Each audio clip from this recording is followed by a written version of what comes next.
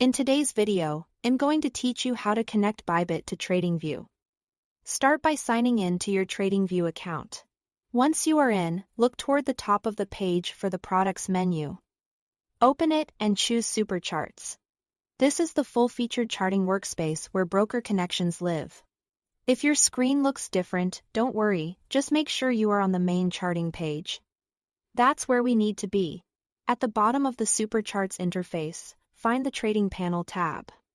It usually sits alongside other tabs like Strategy Tester or Pine Editor. Click Trading Panel to open the broker connection area. If you don't see it right away, try expanding the panel area or maximizing your browser window. Being in Supercharts is key here. The trading panel won't appear on lightweight or embedded charts with the panel open. You'll see a list of supported brokers. Scroll through until you find Bybit. Click Bybit to highlight it. Selecting the correct broker ensures Tradingview knows exactly which platform you want to link, and it sets up the right connection flow for your account type. Next, click Connect. A secure pop-up window will appear asking for your Bybit login details. Enter your credentials carefully, and if prompted, complete any two-factor authentication steps. Always make sure the login window is the official Tradingview or Bybit prompt in your browser. Avoid entering credentials anywhere else. If your browser blocks pop-ups, allow them temporarily so the connection window can appear.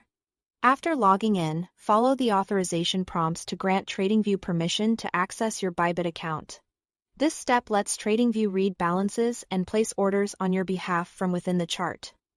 Depending on the permissions you confirm, take a moment to review what you are authorizing so it matches how you intend to use the connection. Once you confirm, the panel should update and show Bybit as connected.